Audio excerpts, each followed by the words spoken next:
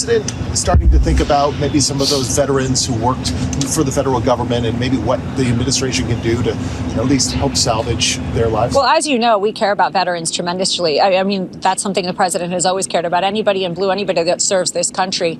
But at the same time, we have taxpayer dollars. We have a fiscal responsibility to use taxpayer dollars to pay people that actually work. That doesn't mean that we forget our veterans by any means. We are going to care for them in the right way, but perhaps they're not fit to have a job at this moment. Just confused at how they could treat people who put their life on the line for the country, who put themselves in harm's way, can be treated like this. Now, I'm old enough to remember when MAGA demonized an NFL player as disrespecting the military for kneeling to shed light on police brutality. You know, that thing that has nothing to do with the military, only to then come out and say loud and proud that there's no place for veterans in the workforce. You should be ashamed of yourself. A man that evaded military service, a man who told the country over and over again, you said it to people, I love veterans. I care for veterans. And what you've done in the last 2 months is turn your back on every veteran, and that's a shame. I was in the military, and we have a code of ethics. You never leave anybody behind. And in this case right here, you are leaving veterans behind, federal employees behind, and you're doing it mercilessly. And so for me, Trump, I don't fear you. And as a matter of fact, call me to office. Call me to testify. I'll testify in front of you. Because as a veteran, I'll stand up to you, Elon Musk, who I think is a disgrace. But if you truly care for veterans, I really hope you change your mind. And if not, call this veteran to your office. I'll talk to you. I mean, if you haven't been paying attention recently, it appears that the Trump derangement syndrome that MAGA claims everyone has who dare speak out against their fearless cult leader is spreading to parts of the electorate that Trump claims he speaks to. First, it was farmers. Hey everybody, Governor Walz here. I'm out at Mary and Danny Lundell's farm. They've been on this land for 159 years. 6 generations are buried right over the hill. We're out here today to talk about the just insanity of these tariffs. Trade deal that we negotiated with our friends in Canada and Mexico that Donald Trump himself signed and is now putting on this chaos into here. The impact across Minnesota and farms just like the Lundells here be dramatic and for nothing. So what I would just say is that we need to be good friends with our neighbors. Our farmers out here in Minnesota feed, fuel, and clothe the world. We innovate. We created the Green Revolution. We don't need Donald Trump and his nonsense interfering with our ability to make sure that these communities stay strong. So take these tariffs off, Donald Trump, and know that the folks out here are not standing with you on it. Then the auto industry. And the auto industry expects to feel the impact of President Trump's tariffs. Fox Business's Jeff Flock is in Glen Mills, Pennsylvania this morning with a first-hand look. Jeff. Could be ground zero for the impact on the tariffs, Maria. This Dodge Ram truck, $80,000, instantly became $100,000. And now, veterans. Yeah, I just feel like I've just been swept up in a dustpan and thrown out. James Diaz started his job at the IRS office in Galesburg last April. First as a tax advisory specialist, then a few months later as a fuel compliance officer, a move he took as a promotion with a pay raise. This right here is my termination letter. A week ago today, Diaz was fired, receiving a letter from the Federal Office of Personnel Management. Here's where it comes. Taking into account your performance and in light of mission needs, the agency finds that your continued employment at this agency is not in the public interest. Diaz is a combat veteran. He served in the Army during the first Gulf War. After working as a truck driver and in manufacturing factories, he got his college degree in 2020. I am upset, mad, and just confused at how they could treat people who put their life on the line for the country, who put themselves in harm's way, can be treated like this. He says his OMP letter implies he was underperforming, something he calls a lie. This was my first boss's narrative on my performance. Diaz showed us his performance reviews. You consistently take steps to identify and avoid work delays. You attempt to use your time in an efficient manner, whether waiting on customers, researching, or other duties assigned. You keep yourself constantly busy with productive work. Absolutely directly contradicts what I've got in that OPM letter. He took pride working for the federal government. Now, as he's left to find a new job, all he feels is frustration. I voted for Trump, but I still support, a lot of his policies. But I don't necessarily support the method that he's implementing them. Like, to me, there's no thought behind it. It's just chop and roll, and then we'll fix it at the other end. A lot of us didn't deserve this.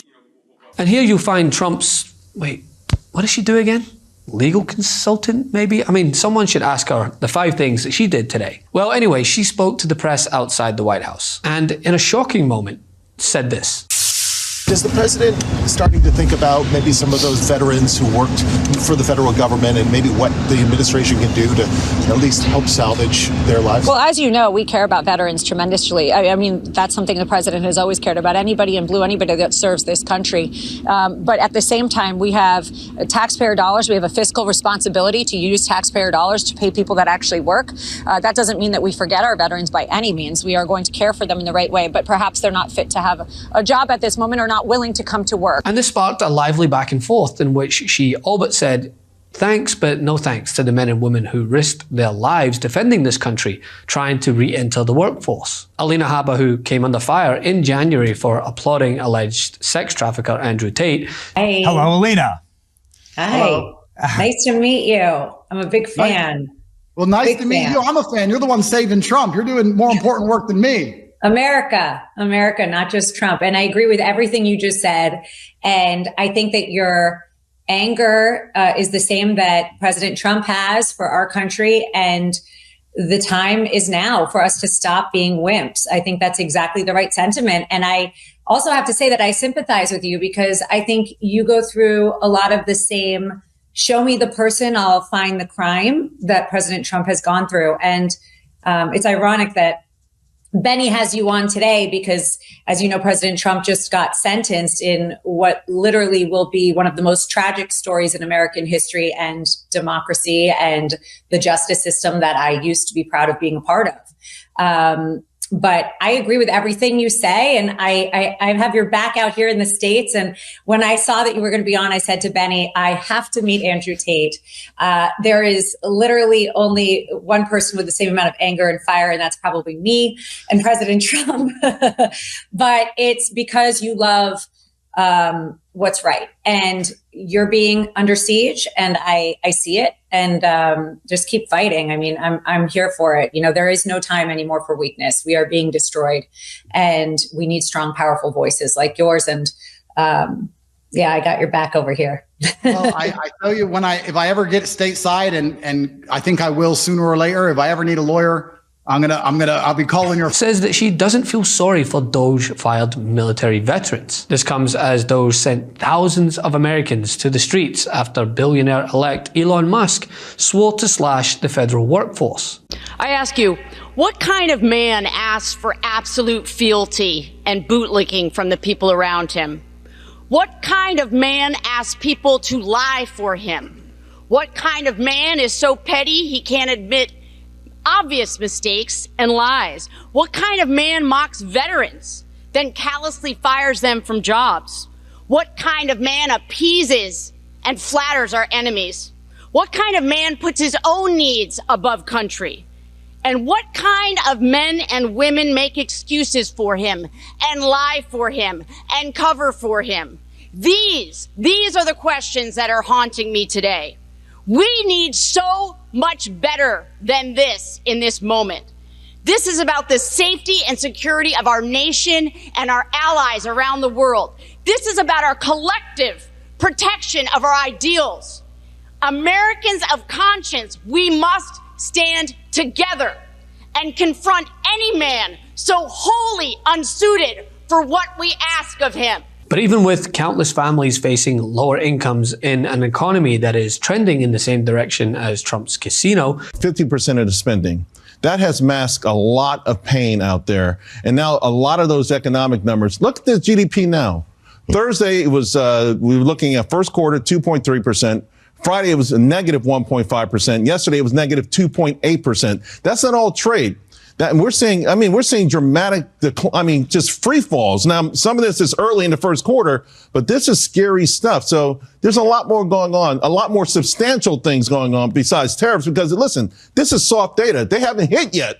True. Right? So the economic data that's moving the markets are in place and moving in the wrong direction. Habba told reporters that she just doesn't have any sympathy. And that includes towards military veterans who Habba promised that the president, quote, has always cared about, but they still didn't get her pity here. And don't take my word for it, look at the response from veterans across the country who slammed Haba's comments and the Trump administration as a whole, including Army veteran Jesus Tony Ruiz, who told NBC, quote, "I lost my job in the VA thanks to Donald Trump and said, I served my country and now they fired me." And he's not the only one who took to social media to voice their disdain.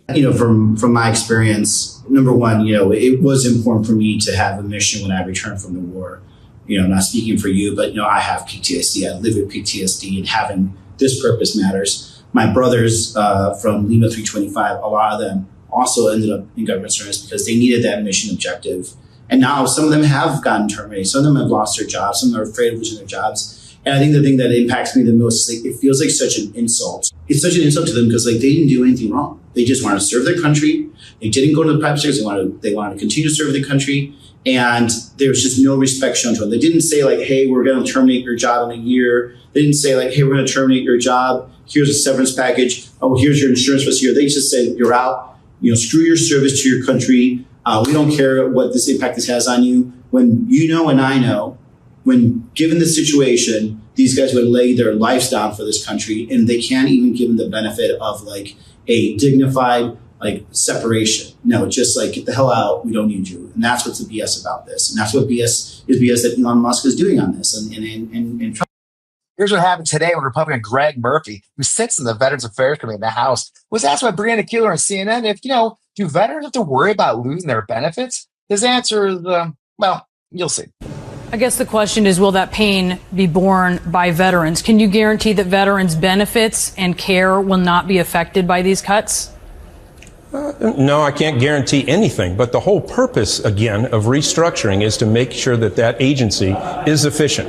And, look, I care for our veterans. 1 out of 10 constituents of mine are veterans. And here's the thing, right? If I'm a Democrat, I'm just running this on repeat from now until the midterms, until whatever election comes up. This is what MAGA really think about the military, about working Americans. Perhaps they're not fit to have a job.